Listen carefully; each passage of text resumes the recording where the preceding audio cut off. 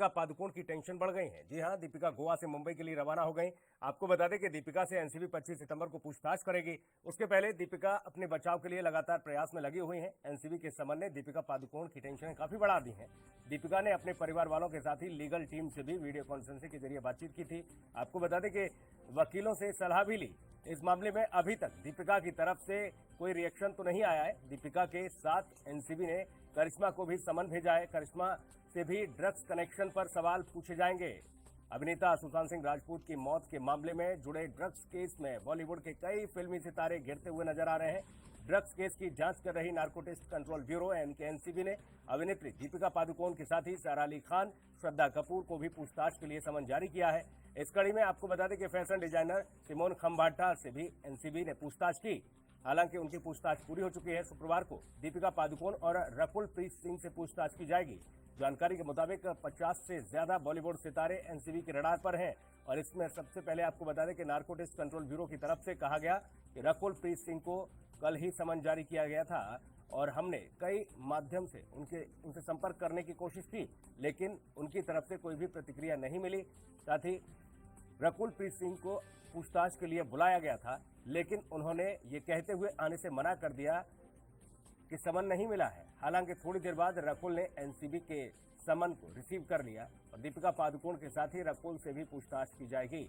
Narcotics control bureau ने बुधवार को बॉलीवुड एक्ट्रेस दीपिका पादुकोण को ड्रग्स मामले में समन भेजा है।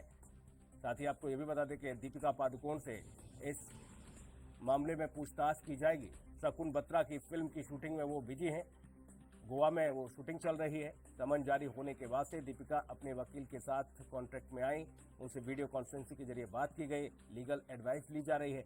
चर्चा में ये भी अब सामने आया है कि जल्दी ही वो मुंबई में अब लैंड कर जाएंगी, क्योंकि वो एक निजी फ्लाइट से गोवा से मुंबई पहुंची हैं। तो दीपिका पादुकोण की टेंशन बढ़ती हुई नजर आ रही है। दीपिका पादुकोण का जो चैट सामने आया था उसमें साफ तौर पर दीपिका ने कहा था कि माल है क्या, उस माल पर भी अब सवाल होंगे। व्हाट्सएप चैट में पूछा गया था दीपिका की ओर से। 2017 का वो चैट सामने आया और उसके बाद से दीपिका पादुकोण एनसीबी के रडार पर आई। करिश्मा प्रकाश को भी, जो उनकी मैनेजर है, उनको शुक्रवार को बुलाया गया है। इन्हें एनसीबी की ओर से मंगलवार को समन भेजा गया था। तबीयत खराब होने के चलते एनसीबी के दफ्तर में पूछताछ के लिए वो नहीं पहुंच पाई। ये भी उन्होंने कहा कि आपको बता दें कि एनसीबी के एक सोर्स ने यह भी बताया है कि करिश्मा प्रकाश को शुक्रवार तक के लिए एजेंसी के सामने पेश होना होगा और इसके लिए उन्हें छूट दे दी है, क्योंकि तत्काल प्रभाव से एनसीबी ने इन लोगों को समन जारी करके पूछताछ के लिए बुलाने की बात कही है। ऐसे में लगातार दीपिका पादुकोण की अगर बात की जाए तो अपने बचाव के लिए लगी हुई हैं। दीपिका पादुकोण ने अपने बचाव में तमाम सारी बातें कहते हुए कहा है कि कैसे कैसे इस पूरे मामले को निपटाया जाएगा। इसलिए उन्होंने अपने अधिवक्ता से, अपने लॉयर से बातचीत की, अपने परिवार वालों से बातचीत की है, लीगल टीम से भी उन्होंने बातचीत की है। दीपिका पादुकोण फिल्म की शूटिंग में बिजी हैं, वो गोवा में है और गोवा से वो एक निजी फ्लाइट से मुंबई के लिए रवाना हुई हैं।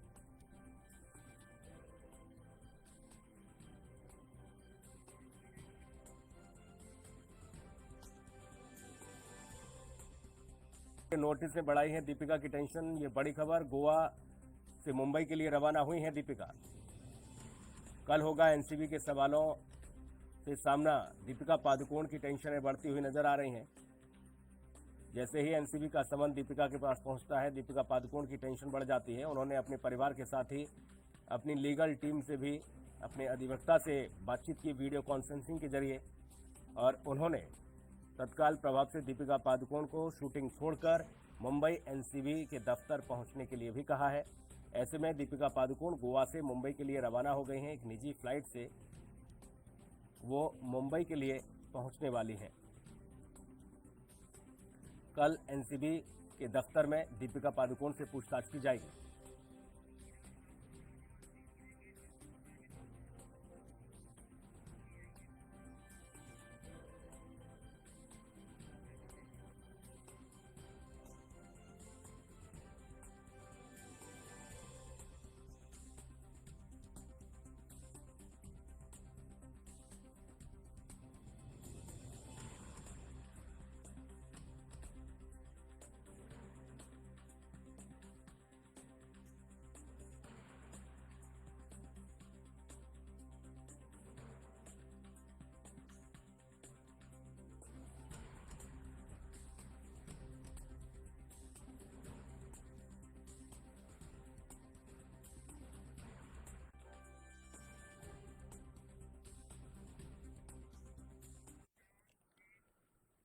और चलिए अब आपको राज्य मंत्री उत्तर प्रदेश हीरा ठाकुर से मिलवाते हैं, उनसे जानते हैं कि आखिर वो किस तरह से पूरे मामलों को लेकर बातचीत रख रहे हैं और खासतौर पर किसानों का जो ज्वलंत मुद्दा जो अभी सदन में बिल पेश हुए उसमें उत्तर प्रदेश के जो किसान हैं वो किस तरह से आंदोलन कर रहे हैं, क्योंकि देश भर में बंद बुलाया है 25 तारीख को, 24 तारीख को बाकी अन्य राज्यों के किसान भी लामबंद हैं। हीरा ठाकुर जी, बहुत स्वागत है आपका एएनबी न्यूज में। बहुत बहुत बधाई आपको। हीरा ठाकुर जी, राज्य मंत्री हैं आप, ऐसे में किस तरह से किसानों को मनाने के लिए आप निकले हैं, कैसे किसानों को समझा रहे हैं कि जो अध्यादेश आए हैं वो आपके हित में है? देखिए, जो भारत सरकार ने जो किसानों उससे किसानों को इतना बड़ा फायदा है कि 70 साल में जिस तरीके से दूसरी सरकारों ने इस देश को गुमराह करने का काम किया था, उसी तरीके से किसानों को भी गुमराह करने का काम पूर्व सरकारों ने किया। अब किसान को जैसे नंबर 1 किसान मजबूर था अपनी फसल को बेचने के लिए, अपने उस एरिया को एक संगठित एरिया के अंदर ही बेच सकता था। आज सरकार ने, भारत सरकार ने किया है, पूरे हिंदुस्तान में कहीं भी जाकर के अपनी फसल और अच्छे मूल्य में बेच सकते हैं। ये किसानों का एक फायदा है। दूसरा फायदा ये है कि जो विपक्ष आरोप लगाता है कि मंडियां बंद हो जाएंगी, अभी मंडियां खुला रहेगी, व्यापारी जो है हमारे किसान खरीदेंगे, जो हमारी सरकारी रेट होगी उससे कम वो खरीद भी नहीं सकते। अब तो किसानों ने भारत बंद बुलाया है 25 तारीख को, उसको किस तरह से देख रहे हैं और क्या उनका भारत बंद सफल होगा? आप क्या जाकर उनसे अपील कर रहे हैं? मैं निश्चित तौर से पूरे भरोसे के साथ मैं कह रहा हूँ, पूरे हिंदुस्तान का किसान भारत के प्रधानमंत्री के साथ समर्थन में खड़े हैं, क्योंकि मैं भी अभी क्षेत्र में हूँ। अभी मैं लखीमपुर खीरी में दौरारा निगासन से आया, मैं जनता से मिलकर के आया। मैंने पूछा तो उन्होंने कहा ये पहली सरकार है, पहले प्रधानमंत्री है जो किसानों के लिए इतने अच्छा कानून लेकर के आए हैं, जिससे हम लोग जो 70 साल से गुमराह थे, हम आज उस गुमराह से अलग हुए हैं। अपनी फसल को अपने हिसाब से, अपने ढंग से, अपने हिसाब से बेचेंगे और सही मूल्य पाएंगे। ये पहला मौका ऐसा है। यानी कि आप मानते हैं कि विपक्ष है जो पूरी तरीके से पूरे देश में धराशायी है। आप देख रहे हो, जहाँ कांग्रेस की सरकार है या विपक्ष के लोग हैं, उनके राजनीतिक कार्यकर्ता तो धरना प्रदर्शन कर रहे हैं, लेकिन एक भी पूरे हिंदुस्तान का किसान कहीं भी धरना प्रदर्शन करने सरकार के खिलाफ नहीं जा रहे हैं, बल्कि समर्थन में खड़े हैं। आज तो चक्का जाम की बात कही गई है कांग्रेस के द्वारा कि चक्का जाम होगा देश भर में, विपक्ष के द्वारा चक्का जाम किया जा रहा है। ऐसे में बाकी लोग भी तमाम प्रभावित हो रहे हैं। एक तो कोरोना काल चल रहा है, ऊपर से किसान सड़क पर है, सदन के बाहर विपक्ष का भी आपने देखा किस तरह का रुख था। वो लगातार राष्ट्रपति से ये मांग कर रहे हैं कि इस अध्यादेश पर आप हस्ताक्षर मत करिएगा। ये विपक्ष के लोग वो लोग हैं इस देश में, जब उनको मौका मिला है तो सरकार के खिलाफ नहीं बल्कि इस देश के खिलाफ उन्होंने आंदोलन किया है। आप देख लीजिए, चाहे वो शाहीन बाग हो, चाहे देश के टुकड़े की बात हो, किसानों के हित में जब बिल आया तो ये परेशान है। जब धारा 370 का मामला आया तो ये विरोध में आए, जब 3 तलाक आया तब ये विरोध में आए। इस देश में जनहित में जो भी सरकारें फैसला लेती है, विपक्ष ने रचनात्मक विरोध न कर करके देश का हित करते हैं। इसी तरीके से किसान के हित में नहीं, किसान के विरोध में ये विपक्ष के लोग फैसला जो आंदोलन करने जा रहे हैं। और आपको ये भी मैं दावे के साथ कहता हूँ, पूरे हिंदुस्तान में कहीं भी चक्का जाम नहीं होगा। एक तो कोरोना का समय है, पूरा देश महामारी से है, इसमें इनको समर्थन करना चाहिए, इनको थोड़ा ध्यान रखना चाहिए। ये देश है, जब दुनिया, हमारा देश सुरक्षित होगा, हमारे लोग सुरक्षित होंगे, हमारा किसान सुरक्षित होगा। ऐसे समय में ये लोकसभा में, राज्यसभा में तो बहस नहीं कर सकते जी, वहाँ तो ये वो उद्दंडता करते हैं, पूरे लोकतंत्र का गला घोटते हैं और बाहर आकर के प्रदर्शन करते हैं। ये पूछना चाहिए कांग्रेस के लोगों से, जो आपने कानून बनाया था वो तो लागू नहीं किया, और जो भारतीय जनता पार्टी और भारत के प्रधानमंत्री ने उस कानून को किसान के हित में लागू किया, तो ये आंदोलन करने जा रहे हैं। ये कौन सी ऐसी बात है? हीरा ठाकुर जी, ये देश में जो भी फैसला भारत सरकार लेती है उसके विरोध में ये काम विपक्ष कर रहा है।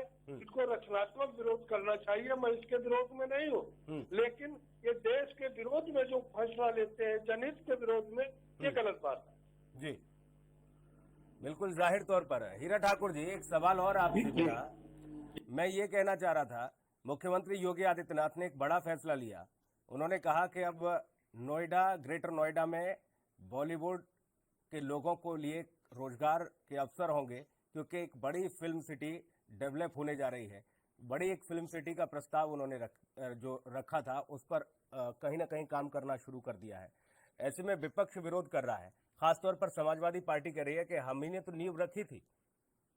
मैं तो सबसे पहले उत्तर प्रदेश के मुख्यमंत्री माननीय श्री योगी आदित्यनाथ जी को धन्यवाद देता हूं, और उत्तर प्रदेश में नोएडा में जो फिल्म सिटी बनने जा रही है, इससे पूरा उत्तर प्रदेश ही नहीं बल्कि हिंदुस्तान के अंदर तो एक खुशहाली आएगी।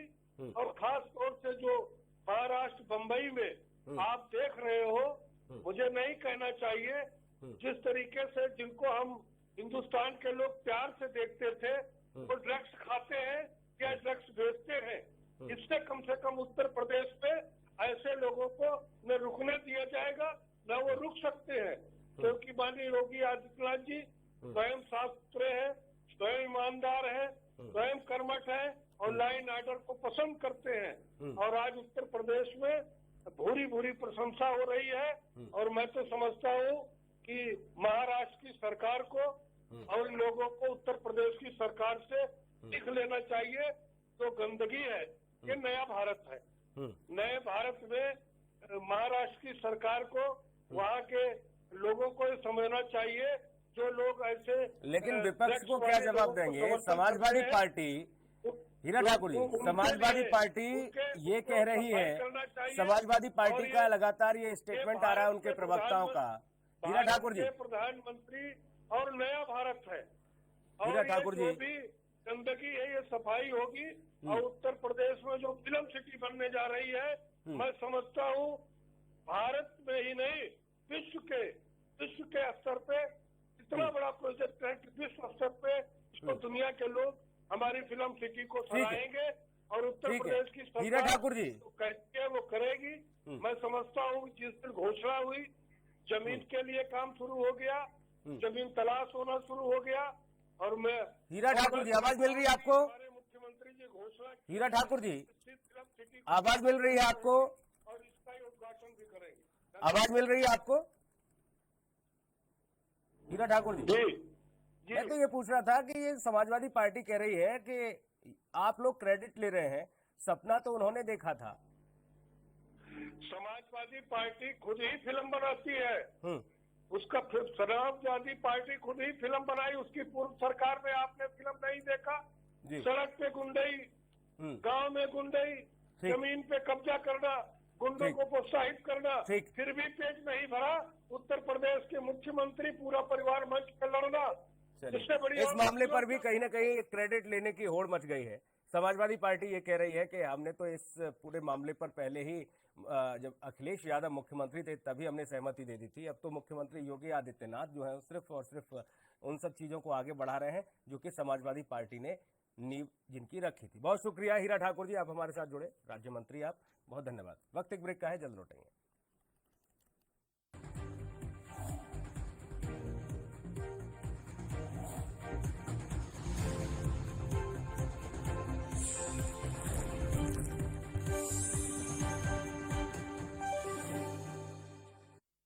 क्या आप दुबले पतले कमजोर हैं? आपकी सेहत नहीं बनती, भूख कम लगती है, वजन नहीं बढ़ता?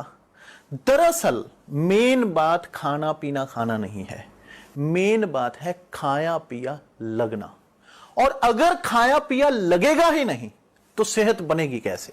इसलिए हमारी संस्था सन्यासी आयुर्वेदा ने एक ऐसी दवा बनाई है जो कि आपके पाचन तंत्र को आपके लीवर सिस्टम को ठीक करने का काम करती है, ताकि आप जो भी खाएं उसका पूरे का पूरा निचोड़ आपके शरीर को लगे, आपकी भूख बढ़े, खाया पिया सही से लगे, नया खून बने, हड्डियों में जान आए, वजन बढ़े, ताकत बढ़े, चेहरे पर नूर आए और आप मोटे तगड़े खूबसूरत पर्सनैलिटी के मालिक बन जाएं। यह दवा पूरी तरह से आयुर्वेदिक होती है। इसका शरीर पर कोई भी साइड इफेक्ट, कोई भी नुकसान या दुष्प्रभाव नहीं होता। लड़के लड़कियां दोनों इसका इस्तेमाल कर सकते हैं और पहले 15 दिन के अंदर ही आपको इसका असर महसूस हो जाएगा। सिर्फ 650 रुपए की पूरे 1 महीने की दवा होती है और आप इसे घर बैठे 01145454545 पर फोन करके दवा मंगवा सकते हैं।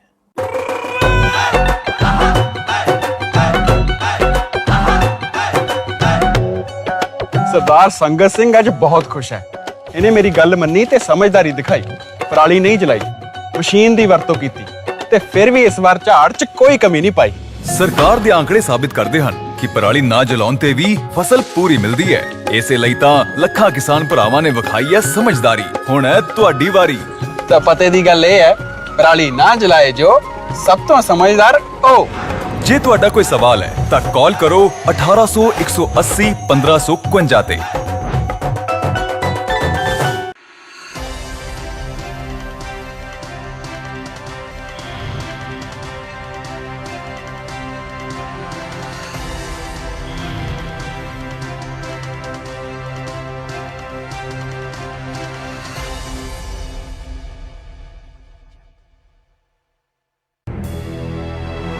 लखनऊ से लेकर चंडीगढ़ तक, मुंबई से लेकर रायपुर तक, क्या है राजनीति की हलचल, क्या है समाज का मिजाज। राजधानी लाइव, हमारी नजर, आपका फैसला, हर रोज सुबह 8 बजे सिर्फ ANP न्यूज पर। सबसे अलग अंदाज, हम बनेंगे आपकी आवाज, सवालों की धार, खबरों की बौछार, सिर्फ मेरे साथ ANP न्यूज पर।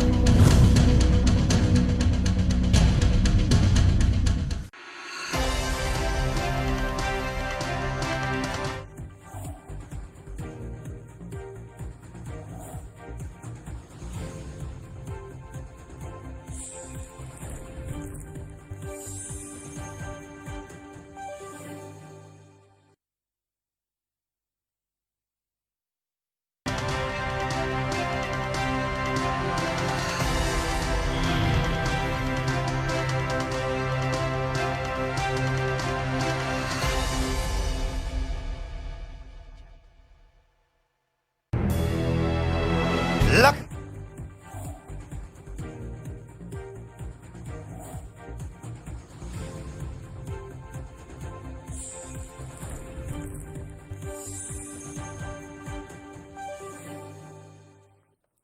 ब्रेक के बाद स्वागत है आपका। JSW स्टील के रिटायर्ड इंजीनियर संजय शुक्ला हमारे साथ अभी जुड़ने वाले हैं। सामाजिक कार्य में बढ़ चढ़कर हिस्सा लेने वाले संजय शुक्ला मध्यम वर्गीय एवं गरीब लोगों के बीच रहकर अपना जीवन गुजर बसर करते हैं। लोगों के हर दुख सुख में उनका सहयोग करते हैं। कोरोना काल में भी संजय शुक्ला गरीबों के लिए मसीहा से कम नहीं थे। संजय शुक्ला ने जमकर लोगों की मदद की, गरीबों को भोजन और राशन उपलब्ध करवाया। संजय शुक्ला हमारे साथ जुड़ चुके हैं। संजय शुक्ला जी, बहुत स्वागत आपका ANP न्यूज में। बहुत बहुत धन्यवाद। संजय शुक्ला जी, पहले तो यही कि आप जिस तरह से समाज के लिए काम कर रहे हैं उसके लिए जाहिर तौर पर आपको साधुवाद, और किस तरह से बाकी लोगों के बीच जा रहे हैं। और अब तो ये भी सुनने में आ रहा है कि एक निर्दलीय प्रत्याशी के तौर पर आप आरा से हुंकार भर रहे हैं विधानसभा चुनाव में। एक तो बहुत बहुत धन्यवाद आपके चैनल को जी।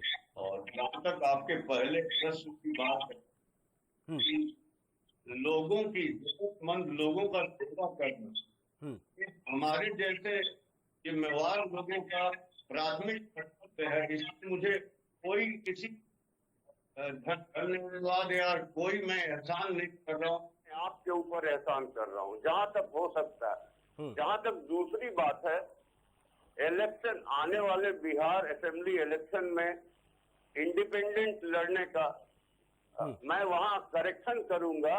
मैं चुनाव लड़ूंगा, लेकिन इंडिपेंडेंट लड़ूंगा या पार्टी से लड़ूंगा, एक 2-4 दिन में क्लियर हो जाएगा। तो अभी जिस पार्टी से आपको उम्मीद है, क्या उसका खुलासा करेंगे कि आखिर किस पार्टी से आपको उम्मीदें हैं और कौन सी विचारधारा से आप प्रेरित हैं? बिहार में तो कई सारी विचारधाराएं हैं ना। हाँ, देखिए, बिहार में यही समस्या है। बिहार का सबसे बड़ा बिहार की समस्या है राजनीतिक समस्या कि बहुत सारे पार्टियां, बहुत सारे फ्रंट हैं। एक इसलिए है कि हर फ्रंट अक्षम है, इनएफिशिएंट है मेजोरिटी लाने के लिए। एक पिछले कुछ दशकों से ये चला आ रहा है और इसको हर कोई गारंटेड ले लिया है। इसमें कोई सुधार के लिए कोई भी बड़ा नेता हो या छोटा नेता हो, कोई नहीं सोच रहा है। तो मैं कोई जादू की छड़ी नहीं चलाने वाला हूँ, लेकिन हमारा प्रयास रहेगा कि वैसे लोगों को प्रबल करना जो सार्थकता और सकारात्मकता में विश्वास करते हैं, गंदी राजनीति नहीं करते हैं। गंदी राजनीति से आपका मतलब भ्रष्टाचार, लूट खसूट, इस तरह के मामलों में संलिप्त रहने वाले वो लोग। आप संजय शुक्ला से अगर मैं जानना चाहूं तो संजय शुक्ला किस तरह के मुद्दों को लेकर जनता के बीच जाएंगे, कैसे उनको भरोसा दिलाएंगे और कैसे जनता आप पर भरोसा कर पाएगी? तो मैं आपको बड़ा स्फटिक के स्पष्टता ऐसा बता दूं।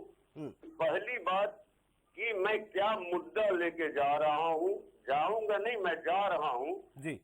पहला, समाज में महरूमियत खत्म हो। दूसरा, भय मुक्त समाज का सृजन हो। और तीसरा कि प्रतिभा तंत्र से प्रजातंत्र चले, न कि धनिक तंत्र से। Democracy has to be with meritocracy, not with plutocracy. तो कहने को आप पूछ सकते हैं कि साहब एक कहने की बात है, कहने की बात नहीं है, मैं इसको करके दिखाऊंगा, भले इसमें 15 साल लगे या 20 साल लगे। जी, संजय शुक्ला जी, जहाँ तक बात है कि मैं कैसे करूंगा, ये तो मेरा पिछला 4 साल का कोई भी अवलोकन कर सकता है निष्पक्ष भाव से, क्योंकि जब तक आप करोगे नहीं तब तक आप किसी को बता नहीं सकोगे। जी संजय शुक्ला जी, अभी तो देखिए आपको किसी पार्टी से कोई टिकट नहीं मिला, किसी पार्टी में आप गए नहीं, हालांकि खुलासा आपने नहीं किया कि किस पार्टी की विचारधारा से प्रेरित हैं आप, लेकिन अभी जो आपका साफ तौर पर जो विजन है, जो एजेंडा है, वो जाहिर तौर पर लोग समझ रहे हैं। लेकिन जब पार्टी से किसी से जुड़ जाएंगे, जब किसी पार्टी से आपको टिकट मिल भी जाएगा, तो जाहिर तौर पर उस पार्टी की विचारधारा को लेकर आप आगे चलेंगे। फिर आप कैसे कह सकते हैं कि आपका विजन ये रहेगा, आपका मिशन ये रहेगा? फिर तो आपको वो पार्टी की विचारधारा को अपनाना पड़ेगा। नहीं, मैं आपको बता रहा हूँ, ये बहुत ही क्वालिटी का सवाल आपने पूछा है, इससे क्वालिटी क्वेश्चन। मैं आपके इंफॉर्मेशन के लिए, आपके सूचना के लिए 1.5 साल पहले मैं भोजपुर भाजपा का सक्रिय सदस्य बना था, और जिस दिन मैं सक्रिय सदस्य बना था उस दिन हमारे साथ साथ 300 से ज्यादा युवा सक्रिय सदस्य बने थे, जो हम समझते हैं कि भोजपुर के लिए एक बेंचमार्क था, एक अद्वितीय दिन था भोजपुर भाजपा का। हाँ, 1 मिनट, आई बी फास्ट, मैं बहुत जल्दी बोलूंगा जी। लेकिन मुझे ये भी दुख है कि उस चीज को अनरिकॉग्नाइज्ड एंड जिसको बोलते हैं ना, आप रिकॉग्नाइज करते हो, आप रिवॉर्ड करते हो, तब आप सस्टेन कर पाओगे। चलिए, हम उम्मीद करते हैं संजय शुक्ला जी कि आप जिन विचारधाराओं के साथ और जिन लोगों के हक के और हुकूक की आवाज को लेकर आप आगे जाएं, उसमें आपको सफलता मिले। बहुत धन्यवाद, आप हमारे साथ जुड़े, बहुत शुक्रिया। इस बुलेटिन में इतना ही, नमस्कार।